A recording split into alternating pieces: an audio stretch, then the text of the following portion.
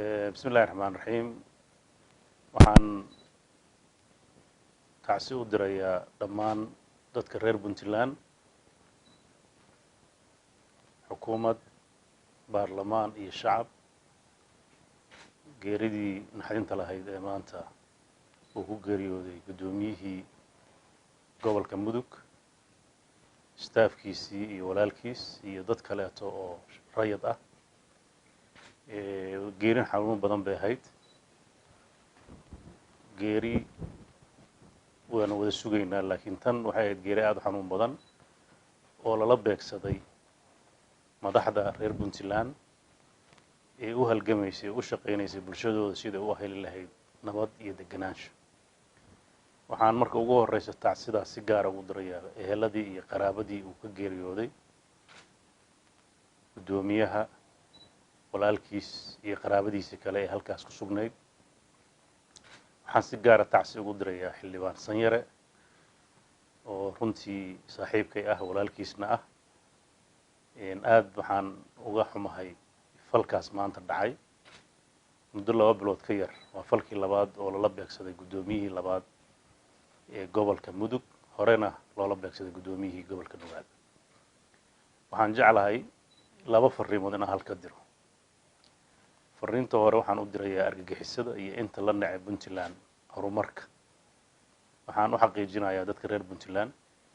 xukuumad iyo shacabba inay marna aysan filalka fuxshnimada ee dhacaya aysan wax u dhimaynin hadafkooda ah inay ummadooda shaqeeyaan waxaan u sheegayaa inaan dadka waxa ka dambeeyay ay mutaysan doonaan ciqaab meel kasta ay joogaan aan wada batagi doono waxaan haynaa raadad badan waxa la hayaa dad fara badan oo dilkii hore ee Nugaal ka dhacay qayb ka ahaa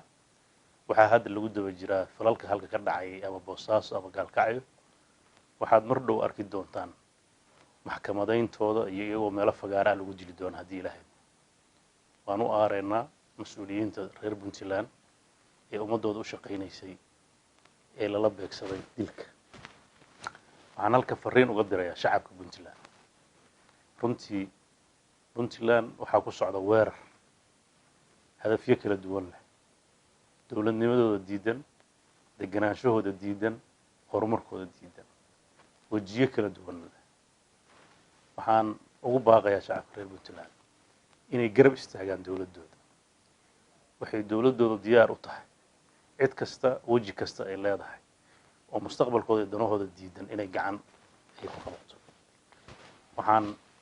ballan qaadaynaa ama ku hadlayaa magaca dawladda inaan falalkaas iyo kuwa la midka ah aan uga hortagi doono si aan hagarasho lahayn waxaad ogtihiin muddadii u dambeysay Puntland waxay waday qorshe amni oo ka duwan kuwii hore waxay daba joogtay unugyada ku dhuumaalaysanaya magaalooyinka waaweyn oo rabay inay ummadda cabsi geliyaan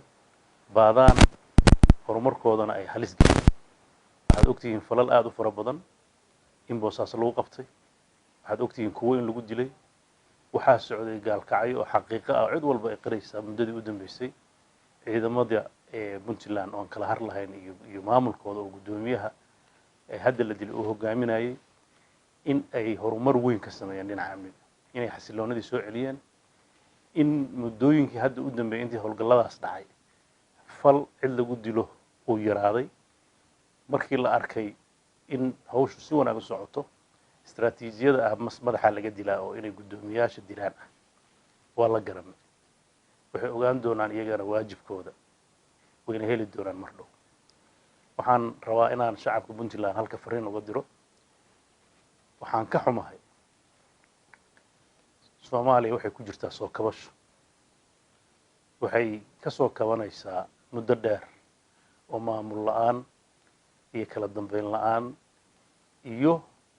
hay'adihii amniga oo ay ka xoog bateen dad qasbadayaal ah oo sharwadayaal ah oo shabaab iyo shayaadiin kale ah waxaan aad uga xumahay dawladaha marar badan yiraahdo waxaan taageernaa Soomaaliya sidii nabad iyo xasilooni u heli lahayd waxaan ka xunnahay in aanan taageero ku saabsan dhinaca amniga aanan ka helin ama tababar ciidan ama qalabayn ama isgarab istaag waxaan aad ula yaabanahay goorta ay dhihi doonaan waxbaa tareena ama markii ay meelaha hadda amni darrada oo kale ay noqoto ayay doonayaan waxaan maalin walba maqalnaa wadamada Soomaaliya ee dhaha saaxiib baa la nahay iyo hay-adaha Soomaaliya ku hawlan inay yiraahdaan malaayiin boqolaal malaayiin baa waxa ku baxda amniga oo ay inta badan ay ku bixiyaan deegaanada koonfurta oo amni darraduna ay ka sii siyaadayso waxaa shaki naga galay inay u muuqato waxaan tareena goortarni la burburiyo oo ammaankiina la baabi'iyo oo noloshiina wax loo dhimo waxaan halka uga baaqayaa bulshada reer Puntland inay cid wax ka sugo dawlad ahaan waan isku tashanay ahmiyadeena koowaad waxaan gelinay ciidamada waxaan kor u qaadnay tababaradooda waxaan kor u qaadaynaa mushaharooyinkooda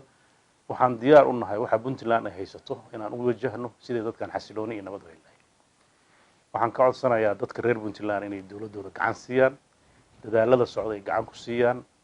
waxaa muuqata dadka reer Puntland inay yihiin dad markay dhibaato dhacdo isku tashada arrinta maalmaha u dambeysay dhacaysa oo magaalooyinkii waaweynaa lagu beegsaday oo kii u dambeeyo Boosaaso sidaas oo kale isagoo la isku xirxirayo loo qorsheeyay in mas'uuliyiin lagu dilo la fashiliyay oo Garowe lagu dilay saad ogtihiin oo gaalkacay maanta ka dhacay waa fariin dadka reer Puntland socota waxaan u sheegayaa dadka reer Puntland inay nabadgelyadooda ay ka shaqeeyaan inay dawladooda gacan siiyaan inay ciidamadooda ay garab siiyaan waxaan inay ballan qaadaynaa inta awoodeen ay socoto inaan cidna uga baqin oo shaqeynta bulshadeena ciidamadeena waxay diyaar u yihiin inay dhintaan waxay diyaar u yihiin inay u dhibtoodaan inay dadkooda nolol iyo nabad ay ku seexdaan waxaad arki doontaan maalmaha soo socda ilaahay idankiis isbedel muuqda oo la taaban karo waad ogtihiin waxaa lagu jabiyay isku dayadii buuraha galgala waxay ku guul daraysteen inay magaalooyinka ay wax ka qabtaan waxay yeesheen wajiyo kala duwan oo mararka qaarkood dhalinyaro la marin habaabinayo fal dambiyada sameeyay la dhahay iyadoo oo la kicinayo xamaasado aan markaa muuqan waxaan aad uga xumahay falalkii ka dhacay magaalada Garowe habeen dhaweyd oo saldhig lagu weeraray kuwa ka dhacay Carmo dhalinyaradaas waxaan hagnaa xog ay dad ka shaqeynayaan siyaasado dana kale si ay sumcadda iyo sharafta Puntland ay u dilaan waxaad ogaataan in wax walba oo jira la og yahay waxaan rajaynayaa dhalinyarada reer Puntland inay dareemaan dagaalka ku socda inuusan ahayn waxa loo akhrinayo sida loo marin habaabin jiray kuwa al-shabaabka ee loogu sheekay inay janno gelayaan ayaa mararka qaarkoodna dhalinyaro qabaa'il ah lagu kicinayaa falal ay dawladdu ay rabto inay wax ku saxdo waxaan aad ugu rajo weynahay in arrimahaas laga waantoobo waxaan ugu baaqayaa isimada cuqaasha ganacsatada culummada waxgaradka kale aqoon-yahanka siyaasiyiinta in ay u soo jeestaan ilaalinta Puntland nabadeeda iyo deganaanshaheeda cid kasta oo shuruucda iyo qawaaniinta Puntland u degan rabta inay jabiso abuurto khalkhal siyaasadeed abuurto mid amni abuurto mid dhaqan xumo ah ogaada dadka reer Puntland iyo maamulkooda ma aqbali doonaan waxaan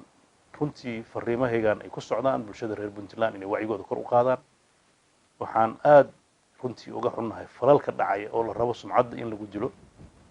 intii dhimatay Allah u naxariisto laakiin Puntland dhiman mayso dadku waa dhimanayaa intii ilaahay uu malagooda galaa dhimanayso Puntland waxaan rajaynayaa inaysan dhiman hore u soconayso mana ay dib noqon doonto haddii ilaahay waxaan insha Allah fariinteeda maanta ku soo koobayaa maadaama ay tacsi tahay iyo baaq nabadgelyo arrimo badan oo ishuwan oo siyaasadeed oo lagu wiiqaayo dawladnimada iyo horumarka ay Puntland gaartay maalmaha soo socda ayaan ka hadli doonaa haddii ilaahay dalkan marxalad cusub uu galay oo la rabo in la baabi'iyo nidaamkii federalismka iyo dawlad dhiska la rabo in la wiiqo kala dambeynta la rabo in la yiraahdo qof walba sharciga gacantaad ku qaato degmo walba iyo magaalo walba wax loo akhriyo waxa laga helayo waa wax shaydaan falkiyay wax wanaag oo ku jira ma ay muuqato hadaf siyaasadeed oo laga dhaxli karo ima muuqdaan dawladnimadu iyo siyaasaddu waa inay bulshada u shaqeysid ma aha in aad caado qaata noqotid oo dana yaroon macno lahayn aa waqtiga ku dhumisid dowladnimadu waxa weeye inaad dadkaaga sharaftiisa ka shaqaysid horumarkiisa ka shaqaysid waa shaqo lagu igmaday oo dadkaaga aa khaadim u tahay fahamka khaldan ee dowladnimada ee baayadan dambe soo badanaya waxay u baahan tahay dadka reer Puntland oo lagu yaqaanay dowladnimo iyo kala dambeyn in ay dib u fiiriyaan waxaan ugu baaqayaa dhalinyarada oo ah cudud ugu ballaaran ee bulshada ay leedahay in ay wacigooda kor u qaadaan in horumarkooda dadka diidan ay meel uga soo wada jeestaan inay wacyiga jira oo dadka abuuraya fidnada iyo qalaanqalka iyo amni darrada oo dhinac walba ay ka hor yimaadaan waxaan ugu baaqayaa siday ugu gurmadeen markay fatahaaduhu dhacaan markay abaaruhu dhacaan inay ugu gurmadaan amniga inay gacan ku siiyaan inay ciidamada garab istaagaan sida lagu yaqaanay haweenka reer Puntland dhalinyarada iyo odayaasha reer Puntland ciidamadu waxay diyaar u yihiin har iyo habeen u taagan yihiin inay u dhintaan iyo kuwa diidan kala dambeynta iyo dowladnimada waxaan rajaynayaa dowladda Puntland warkeedu inuu aad u cad yahay wuxuu ka muuqdaa shaqooyinkeeda ku aadan dhinaca amniga oo cid walba aragta waxaan runtii aad uga xumahay international community ee marar badan hafra inay amniga Soomaaliya ka shaqeeyaan waxaan u sheegayaa inay Puntland wax amnigeeda aysan ka shaqeynin inayna ogoleen ciidankeeda inay dhisaan inay horumarkeeda xagga amniga inay nagala shaqeeyaan inaysan diyaar u ahayn wax badan baan la hadalnay wax badan baan ka codsanay waxaa muuqata inaan diyaar loo ahayn cid kasta oo caqabadaas gacan ka geysanaysa anu aad uma garanayo isbedelka Soomaaliya la rabo waa isbedel aad u qalliban oo aan wada sax ku socon dowladnimo midaysan oo wada socota oo federaal qaanuun ku dhisan waa mid anagu aan doonayno laakiin dowladnimada aan rabno waa mid hoos ka soo dhis ah oo kor loo dhisaayo oo siyaasiyan iyo wada jir markii loo sameeyo hay'adaha amnigu ay noqdaan kuwo mid ah markaas ayaa waxa la oran karaa adduunku meel qurux ka taageeri kara laakiin xaaladda hadda lagu jiro waxaa noo muuqanaysa in la burburinayo nidaamyadii jiray oo runtii caqabad badan lagu yahay cid kasta ha ka dambayso cid kasta iyagoo ha uga dambeeyaan falsafadahaas iyo siyaasadahaas cid walba ha horiso laakiin waxaan u sheegayaa Puntland dadkeedu si hore isugu tashadeen inaan mar labaad isku tashano amnigeena iyo nabadgelyadeena iyo xasiloonideena ka shaqeyno aad u mahadsantahay